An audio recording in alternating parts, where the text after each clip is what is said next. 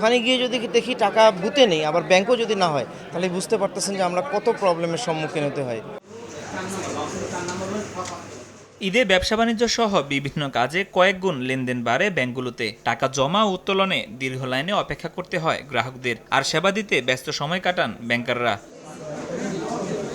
এদিকে শুক্রবার থেকে টানা ৩ দিন বন্ধের মধ্যেও পোশাক শিল্পে শ্রমিক কর্মচারীদের বেতন, বোনাস ও ভাতা পরিশোধ এবং রপ্তানি বিলের সুবিধার্থে সীমিত পরিসরে নির্দিষ্ট এলাকায় ব্যাংক খোলা রয়েছে। এরপর ছুটির আগে শেষ কর্মদিবস হিসেবে ৮ ও ৯ এপ্রিল পুরোদমে ব্যাংকিং চলবে সব শাখায়।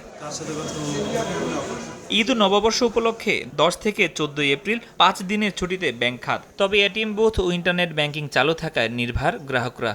আগে যে অবস্থাটা ছিল, এখন কিন্তু অনলাইনেও টাকা ট্রান্সফার করা যায়, এটিএম বুথে সিডিএমে টাকা দেওয়া যায়, যেটা আগে ছিল না। কিন্তু এটার কারণে কিন্তু সুবিধাটা অনেক বেড়ে গেছে। আরটিজি আছে, ইএফটি আছে, এগুলিতে এখন আমি ম্যাক্সিমাম অ্যাটেনশন করে ফেলি। স্বস্তির মাঝেও নগদ টাকা উত্তোলনে শঙ্কার কথা জানিয়েছেন অনেকেই। সবাই চিন্তা করে যে বাসা যাব, বাসা গিয়ে টাকা তুলবো, তো ওখানে গিয়ে যদি দেখি টাকা বুথে নেই, আবার ব্যাংকও যদি না হয়, তাহলে বুঝতে পারতেছেন যে আমরা কত প্রবলেমের সম্মুখীন হতে হয়। বুথগুলো যদি সব পর্যাপ্ত পরিমাণে বুথগুলোতে টাকা থাকে, তাহলে আমাদের জন্য ভালো হয়। দেশ জুড়ে বিস্তৃত ইসলামী ব্যাংকিং সেবা এমটিবি ইয়াকিন, এই সময়ে ইসলামী ব্যাংকিং। তবে শঙ্কা উড়িয়ে ব্যাংকিং খাত সংশ্লিষ্টরা বলছেন, নিরবচ্ছিন্ন সেবা নিশ্চিতে সব ধরনের প্রস্তুতি নিয়ে রেখেছেন তারা। এখন যেহেতু ব্যাংকগুলোর সেবার ধরন একটু পাল্টে গেছে, মানে ধরন মানে যে প্ল্যাটফর্মটা, আমরা এখন ডিজিটাল প্ল্যাটফর্মটা বেশি ইউজ করছি, এবং আমরা চাই কাস্টমার যেন মানে ক্রমান্বয়ে এই ডিজিটাল প্ল্যাটফর্মে যেন সংযুক্ত হোক।